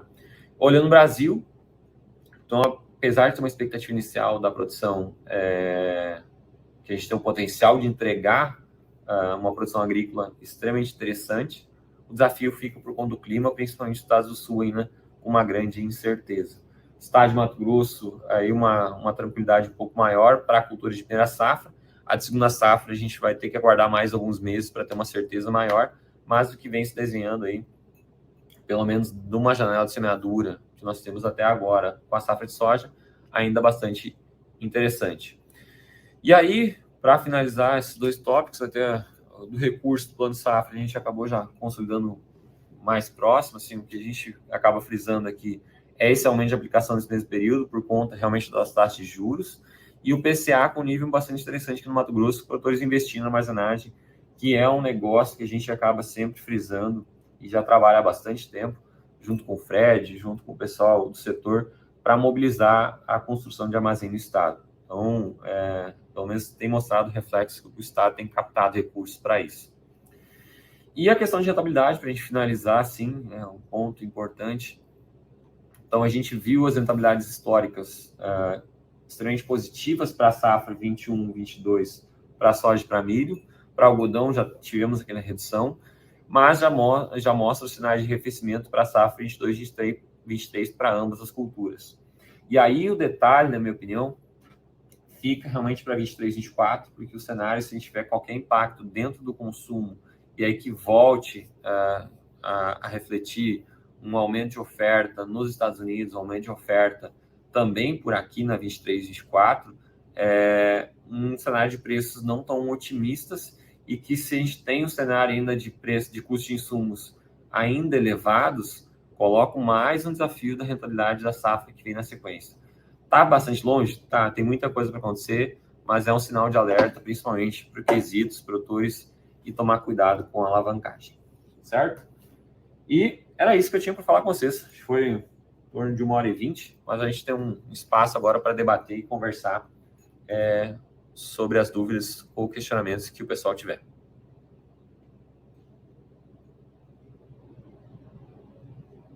Não estamos te ouvindo, Tainá.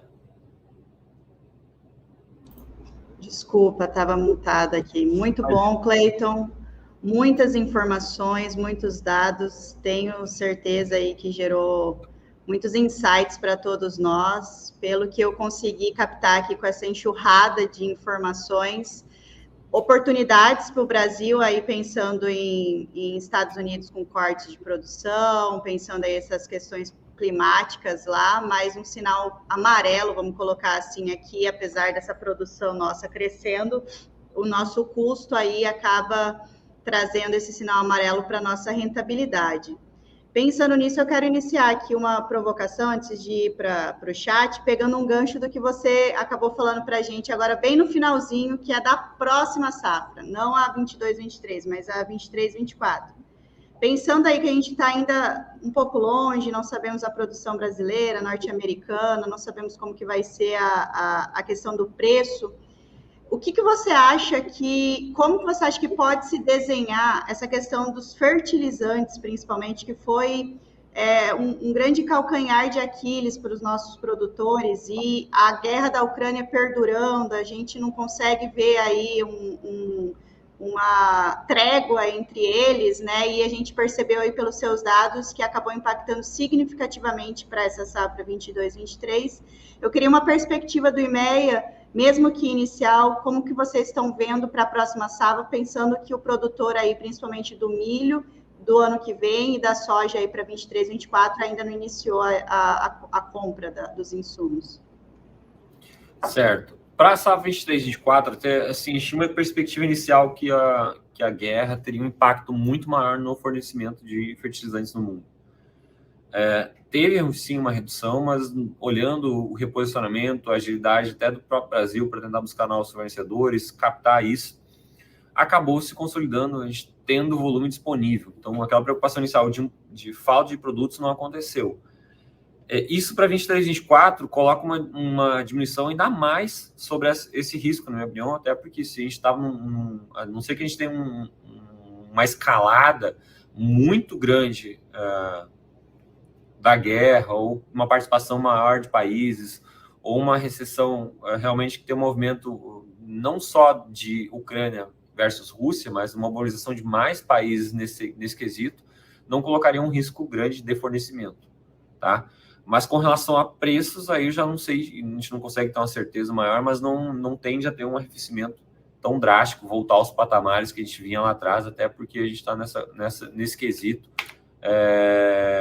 de dificuldade de pagamento, o preço já está valorizado internacionalmente, então tem o câmbio elevado, então não deve ter uma retração, pelo menos não para aqueles patamares que a gente viu na safra lá 19-20, no patamar na casa dos R$2.000 por tonelada de produto. Então, assim, problema de fornecimento não há, mas o custo também não tende a arrefecer. Mas você acredita que reduzir a fertilização, a utilização, utilizar o estoque da terra poderia ser uma opção ou um risco para a rentabilidade do produtor para o próximo ano? Sim. Eu até me perdoo, esqueci de comentar. Para essa temporada, a gente já está projetando para 22-23 uma redução de aplicação de fertilizantes. O produtor já tem feito isso nesse momento para tentar escapar da alta dos insumos. O detalhe, ela é uma estratégia, uma técnica, o produtor pode lançar a mão para fazer isso. Não é em toda a área, ele faz isso nas melhores áreas que ele tem, já cultiva há bastante tempo, tem condições de passar de um ano para o outro, estão com níveis elevados de nutrientes, consegue passar de um ano para o outro. E até mesmo pelas pesquisas que a gente tem acompanhado, não tem grandes impactos de produtividade. É muito mais suscetível ao clima do que a fertilidade em si, nesses 2-3 primeiros anos. Aí lá na sequência, o produtor acabar optando e conseguir seguir fazendo esse modelo, ele pode realmente ter impactos. Mas no curto prazo, são estratégias que ele pode lançar a mão se ele tiver feito essa reserva, feito esse banco de solo nos últimos anos. Bacana, fica aí essa oportunidade, Exato. então. Não, bacana. Entrando já para o nosso chat, o Ricardo, da área técnica aqui da OCB, ele fez o seguinte questionamento. A perspectiva de recuperação no volume de produção da soja no Brasil nessa safra 22-23 tende a pressionar o preço da commodity? Se a gente tiver uma safra daquele tamanho, de 150 milhões de toneladas, ela pode refletir o preço da commodity. Mas o detalhe é que, como a gente comentou lá, mostrou os mapas, nós temos o potencial, mas eu acho que a gente não tende a alcançar isso porque a gente pode ter uma redução de produção nos estados do sul novamente por conta do Laninha. Então, assim, tem que aguardar, principalmente como vai ser a definição de safra por lá, para ir olhar o que vai ter o componente de preço. Mas o detalhe, só para fazer até um parênteses aqui para o produtor, na minha opinião, ele tem que olhar isso de perto, mas ele não pode especular com o mercado. Ele não pode deixar isso em aberto para realmente tomar a decisão. Olha, a gente teve preços em Chicago de R$18 por bushel, $18 por bushel. Então, em momentos de extremamente importância que ele poderia ter fechado, travado custos, feito essa oportunidade. Então, quando acontece, ele não pode deixar isso passar batido. Tem que levar na ponta do lápis, saber as despesas dele, fazer os cálculos, monitorar isso de perto, para realmente tomar uma decisão baseada em informação, olhando sempre para a média e não para momentos específicos, porque isso pode deixar ele bastante apertado em alguns momentos. É isso aí, pensando que a soja é uma commodity, inclusive o que você falou lá dos Estados Unidos pode acabar refletindo aqui, né? Então, não necessariamente que a nossa produção vai ser recorde, que o preço vai cair se nos Estados Unidos a produção acabar reduzindo em um nível aí significativo, né? Ainda é muito cedo. Mas nesse caso é importante também frisar, pessoal, o preço hoje em Chicago ele já reflete a redução de produção dos Estados Unidos. Então, se a gente tem uma redução de produção por lá e o preço continua caindo, isso já está sendo colocado na conta. Uhum. Bacana. Ainda com o nosso chat, Cleiton, o Oswaldo Biasi do Sicredi, ele perguntou: as culturas de soja, milho e algodão conseguiram absorver o aumento dos insumos, elevando o custo final do plantio dessas culturas? Sim, conseguiram absorver. Claro que a gente tem estratégias diferentes por parte de produtores, mas como a gente viu lá, mantendo os pacotes, mantendo toda a estrutura de aplicação, ele tem um aumento significativo dos custos, mas ainda assim ele tem uma rentabilidade positiva. Então, nas médias, né, é importante frisar, que nem eu comentei lá, olhando para atividades que ele possa ter na frente. Então, em uma primeira instância, sim, basta ele conseguir colher tudo que ele está planejando dentro das produtividades. Bacana. Ainda o Oswaldo, o Cleiton, ele agora está perguntando com relação à rentabilidade. Haverá redução na rentabilidade final do produtor ou o aumento da produtividade por hectare e os preços finais da comercialização manterão os mesmos ganhos projetados? Aproveitando essa pergunta, eu quero fazer já do Ricardo, que é na mesma linha. O preço da soja ponderado pela comercialização da safra 22/23 está em nível recorde. É possível dizer que o produtor está mais capitalizado? Tá, então vamos por partes. Com relação à pergunta do Oswaldo, esse quesito de aumento de rentabilidade depende até da estrutura, mas se a gente for olhar principalmente das culturas, soja e milho, até milho um pouquinho, mas a maior parte delas, a gente está falando de uma rentabilidade maior, puxada principalmente pelos preços maiores em relação às safras anteriores. O que é importante se atentar é que esses preços eles estão levando em consideração apenas uma parte da safra comercializada. Então, se eu tiver uma redução drástica dos preços no futuro próximo, isso acaba impactando mais da metade. A gente está falando lá em soja em torno de 20, me falhou a memória, mas em torno de acho que 25 para o milho e em torno de 30% para a soja comercializada da safra 22/23. Então, todo esse volume que fica lá ainda para negociar tem impacto dos preços que o produtor está tomando essa decisão. Então, tem que ficar de olho nisso, até porque isso pode impactar a rentabilidade. E também as produtividades. Mas, assim, dentro da cultura de meia safra, acho um pouco mais difícil a gente ter um reflexo. Seria mais acontecesse, se caso acontecesse, olhando para milho e algodão, cultura de segunda safra no estado. Tá? Com relação à pergunta do Ricardo, não é assim, na minha opinião, não é possível afirmar que ele está mais capitalizado. Tá? Depende muito da estrutura do produtor, as dívidas que ele tem, que ele tomou no passado, se ele estruturou isso, como é que ele está a estrutura financeira da fazenda dele, para a gente conseguir afirmar. Mas se a gente for olhar um produtor que realmente está com tudo em dia, na estrutura que ele se pôs e que tem realmente tudo organizado, teoricamente ele tem uma capitalização maior porque ele gerou mais caixa nos últimos 2 anos. Então, só que aí vai depender realmente da estrutura financeira dele, como que ele estava organizado lá para trás. Beleza. Pegando um gancho dessas perguntas com relação à rentabilidade, eu queria entender um pouco a visão do IMEA com relação a como que poderia ficar a cultura do milho aqui no estado. Por quê? A gente percebe que o lagida da soja ele é praticamente o dobro do milho historicamente. Inclusive, do milho, às vezes, o lagida dá negativo. E se a gente for olhar a perspectiva de vocês para 22, 23, é bastante semelhante, assim. Se eu não me engano, lagida da soja 2.800, do milho 2.400. Poderíamos começar a pensar em se desenhar aí um milho em primeira safra, com o preço da commodity estourando ou não? É um cenário assim que pouco pode se desenhar para o estado. Minha opinião agronômica. Eu acho difícil. A gente pode ter realmente posicionamento de algumas áreas, produtor tentando atender mercados específicos, mas em sua grande maioria não faria muito sentido, tá? Porque ele não conseguiria semear a soja em segunda safra, ele teria que jogar milho sobre milho, que não funciona muito bem, então dificilmente a gente vai ver esse milho em primeira safra. O que eu acho e o que está acontecendo, na minha opinião, é o produtor está dando muita importância para o milho.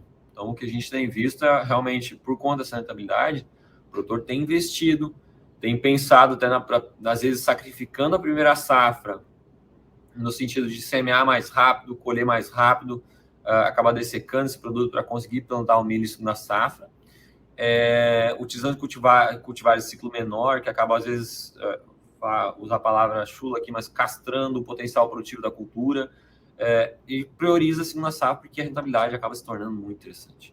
Então, sempre que o produtor, na minha visão, ele acaba pensando em um produtor eficiente e produtivo, ele está pensando em sistema. Então, na minha opinião, ele vai continuar e cada vez mais vai investir na segunda safra de milho no estado. Bacana. Pensando aí nessa pergunta do milho, ele está sendo grande parte puxado pelas usinas de etanol, né? Apesar das exportações serem a principal demanda, as usinas aí já, acho que é 8 milhões que você colocou, se eu não me engano, de mercado interno, grande parte disso usina. Você acredita que ainda tem espaço para investimento em novas usinas, ou as usinas ainda estão com capacidade ociosa? Como que está essa oportunidade aí, pensando que o milho já ultrapassou a soja e hoje é a principal cultura agrícola do estado? O potencial existe, assim, na minha opinião, são dois fatores importantes nesse caso. A demanda interna, então a gente está com uma capacidade máxima, vamos lá, então todos os usinas que a gente tem operam em capacidade máxima aqui no estado. Então, para ter novos incrementos, tem que ter investimentos em novas usinas também para etanol de milho, olhando para as FUL, principalmente, tá? Até porque a gente vê e o pipeline, o horizonte próximo de investimento dessas usinas ainda continuam bastante robustos. A gente tem investimento agora terminando a construção da usina ali em Primavera, que vai começar a operar no final do primeiro semestre do ano que vem, colocando já mais 1 milhão de toneladas de consumo de milho no ano. Eu tenho depois, na sequência, os anúncios de investimento na sequência de querência, Candor Parecidas com mais 2 usinas. Então, isso vai continuar reforçando principalmente essa produção local de milho. Quando a gente olha isso, é até importante trazer para as pessoas aqui o que essas usinas fizeram na região Médio Norte. Então, elas forçaram, por conta dos preços, negociação antecipada, o aumento do cultivo de área de segunda safra sobre a primeira. Então, a gente tem índices muito maiores na região Médio Norte do que nas outras regiões. E essa chegada das usinas vai reforçar esse movimento também nessas regiões onde essa indústria entrar. Então, isso impulsiona o crescimento da produção de milho. E o segundo, as exportações, elas são importantes, e aí a entrada acabei fazendo um briefing muito rápido, mas a entrada da China nesse mercado, até por ser um parceiro comercial de Mato Grosso, e para a gente conseguir colocar um grande volume no mercado internacional, vai ser importante também para atender e dar garantia de um fluxo, uma linearidade de consumo aqui no estado. Então, se eu tiver qualquer movimentação, seja no mercado interno ou no mercado internacional, eu tenho uma possibilidade de deslocamento, uma garantia, digamos assim, que eu não tenha aquelas oscilações de preço como a gente viu no passado. Não, bacana. Pegando um gancho exatamente do mercado do milho, Sabemos aí que dólar preço, em patamar historicamente elevado, o mercado interno pressionando aí os preços para cima. A Eliane nos questiona se a perspectiva dos preços de milho para essa safra 22-23 pode acabar baixando ou não, vai continuar nesse patamar aí próximo de 70 sacos. De uma maneira geral, assim, que eu observo, tá? Se a gente tiver uma safra de grandes proporções novamente, que até o que a gente tem visto aqui no estado e também nos outros estados, a gente tem de colocar uma pressão maior nos preços de milho para a próxima temporada. Tá, mas isso vai se consolidar quando, na minha visão? Só no desenho da próxima safra. Então, vai lá no primeiro semestre. Agora, nesse momento, a gente tende a passar, acho que assim, de uma certa estabilidade, até porque a gente não tem mais muito milho no mercado nacional para ser deslocado para algum mercado ou outro em específico. Então, a gente só vai ver milho entrando a partir do início do ano que vem. Então, aí que a gente começa a ver se realmente tiver esse aumento da oferta, uma pressão nos preços. Mas eu não acredito em preço também nos patamares que a gente viu ano passado, abaixo de R$30 por saca. Então, dificilmente a gente observa isso, a não ser que a gente tenha um incremento significativo, extremamente robusto na produção brasileira. E pensando em estratégia aí para o agricultor, poderia ser uma estratégia ele plantar uma soja um pouco mais precoce para entrar com milho um pouco mais cedo ou não? Com o clima aí bom para o próximo ano, plantar até ali final do ano, pode manter a rentabilidade boa para ambas as culturas. Eu sempre penso na diluição de risco, tá? O produtor tem que pensar a estratégia, a propriedade dele de maneira bastante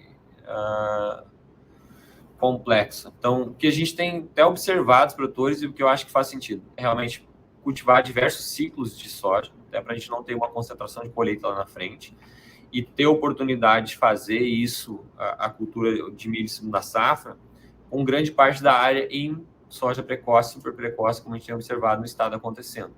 O detalhe é nas áreas que não encaixa, que a gente não tem planejamento de cultivo, não tem necessidade de apertar e colocar uma pressão maior sobre isso, até porque o risco acaba sendo concentrado também, tá? Mas faz sentido, sim, na minha opinião, ele fazer e pensar no sistema. Então, ele vai ter que pensar nas melhores áreas, fazer o cultivo de soja mais precoce e pensar na rentabilidade do milho em segunda, porque é uma fatia interessante de receita para a propriedade. Então, ele não pode deixar de pensar nisso, na minha opinião, a pessoa, o produtor que não esteja fazendo isso, ele está deixando de ganhar dinheiro. Bacana. E pensando ainda em rentabilidade, a gente viu ali que milho está com R$20 mil por hectare o custo, a rentabilidade bastante pressionada. Como que vocês veem, assim, principalmente a área do algodão, segunda safra, você acredita que mesmo pressionado essa rentabilidade, o agricultor, por ter uma máquina diferenciada, ele vai continuar semeando algodão ou porventura vai ser migrado para o milho ou talvez para novas culturas, o pulses crescendo aí? O que você acha que pode acontecer com essa cultura do algodão? Certo. Eu não vejo reduções tão drásticas da área cultivada de algodão, tá? Mas a gente pode sim ver um reposicionamento de algumas áreas, até por conta desse quesito que você citou da rentabilidade. Uhum. Mas ele não deixa de cultivar porque ele tem contratos, ele tem toda a estrutura posta, ele precisa rentabilizar aquela estrutura. Então, e diante de um mercado, olhando pelo menos da produção americana menor e pensando que nós somos também um dos principais fornecedores de plumo para o mundo, o produtor não faria isso, não deixaria, até porque senão a gente tem um desbalanço no mercado e ele deixa de aproveitar uma oportunidade que possa surgir ali na frente. Mas sim, aí surgem outras culturas, na minha opinião, principalmente o milho acaba sendo beneficiado nesse momento, pela facilidade de negociação, mercado extremamente amplo, ele pode negociar com diversas frentes, que acaba sendo um pouquinho mais difícil do que as pulses nesse momento. Então, o principal desafio das pulses é abrir mercado, ter uma negociação, uma comercialização um pouco mais ampla e não, às vezes, localizada em algumas regiões específicas de Mato Grosso. Então, nesse quesito de transição, o milho vai ser o principal beneficiado. Cabe ressaltar para para quem está nos assistindo, que ano passado a gente fez um estudo, né, Cleiton, a OCB em parceria com o IMEA, sobre justamente a rentabilidade do milho em detrimento principalmente o gergelim, essas culturas pulses, e percebemos que tem rentabilidade, mas que não supera o milho, que acaba limitando realmente essa passagem diária para o pulses em detrimento do milho. Então, é bem isso mesmo. Eu queria, na verdade, não é uma pergunta diretamente de mercado, mas eu queria passar aqui pelo que o Sidney nos questionou. A OCB, com o apoio do IMEA ou outros órgãos, tem algum projeto para apoiar os produtores para regularizar suas áreas e assim possibilitar aos produtores acesso a crédito controlado ou direcionado? Sidney, se me permite, Cleiton, eu vou responder essa pergunta. Claro. Esse ano a gente fez, em agosto, nosso fórum do Ramo Agro, e uma das pautas foi justamente essa questão da regularização. Esteve com a gente o IMEA, esteve com a gente a SEMA, e a gente está numa fase de estruturação de rodadas regionais para estar conosco, inclusive cooperativas de crédito, a SEMA, para justamente fazer essa rodada com os produtores cooperados para auxiliar eles nessa regularização. Então, respondendo ao seu questionamento, discutimos isso agora no nosso fórum e estamos no planejamento dessa rodada regional, tá bom? Só para a gente finalizar aqui, Cleiton, eu tenho só mais um questionamento, caso o pessoal ainda não tenha mais nenhum questionamento, eu tenho mais um com relação ao leite, para a gente sair um pouco do agro e um pouco para a pecuária. A gente viu ali que o mercado do leite está passando aí por um momento delicado, pelos dados que você trouxe, ao menor nível ali de captação nos últimos 10 anos.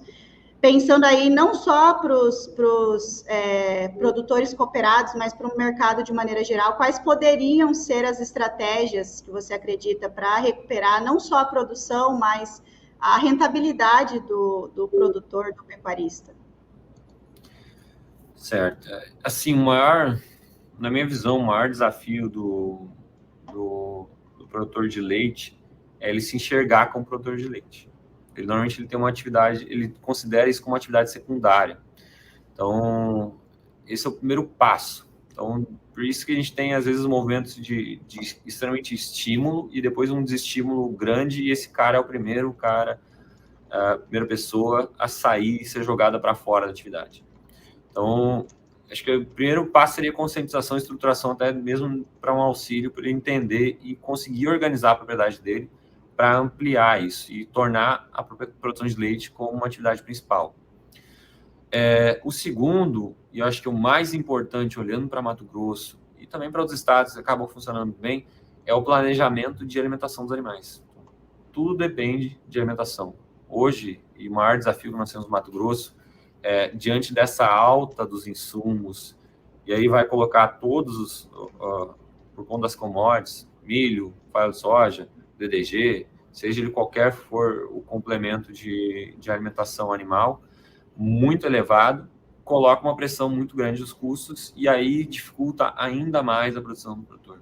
Então, o planejamento de alimentação da propriedade é o maior desafio de qualquer propriedade leiteira do estado e do Brasil. Então, acho que seria esse outro item. E acho que um outro principal também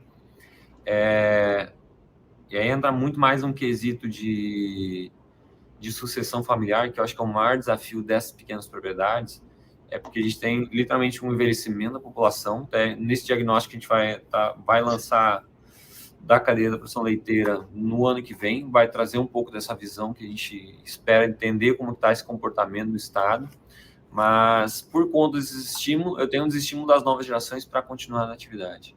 Então, eu tenho uma transição, um corte muito abrupto de um ano para o outro, e essas matrizes, esses animais acabam saindo da atividade, deixando de produzir. Em Mato Grosso, a gente tem perdido muito rápido as posições também por conta disso. Mas, assim, acho que seriam os pontos principais, olhando, se a gente fosse fazer 3 grandes macro temas aí para serem discutidos, e até mesmo como setor. E aí um outro ponto importante, acho que para até finalizar, tem que ser uma política muito maior, que a gente tem visto de políticas tanto de governo de estado, às vezes até mesmo de de governo federal, elas são muito pontuais, ou são para distribuição de um resfriador, de acompanhamento de alguma coisa específica. Não é um programa de auxílio e fomento da cadeia como um todo. Então, agir em todas as etapas, desde a organização da produção, organização desses produtores, sejam as associações e cooperativas, e organizar toda a estrutura para facilitar a compra, a redução de insumos, técnicos que possam auxiliar e ampliar a produção dessas regiões, dessas bacias leiteiras, são de ser extremamente fundamental e importantes do que simplesmente fazer uma ação pontual e achar que o produtor vai se virar sozinho. Então, eu acho que, assim, grande parte passa por isso. Muito bom, Cleiton, muito bom. Bom, encerraram-se as perguntas, não sei se mais alguém queira fazer, a gente tem ainda alguns minutinhos. Mas eu acredito que seja isso, Cleiton. Essa live, pessoal, vai ficar gravada no nosso canal do YouTube, então, para quem não se inscreveu, por favor, se inscreva no nosso canal, fica por dentro do nosso conteúdo. Bom, Cleiton, eu acredito que seja isso. Muito obrigada mais uma vez pela sua participação e pela parceria de sempre. E a todos, o Sistema OCB Mato Grosso agradece e ficamos à disposição. Tenham um bom dia. Eu agradeço, Tânia. Um abraço a todo mundo.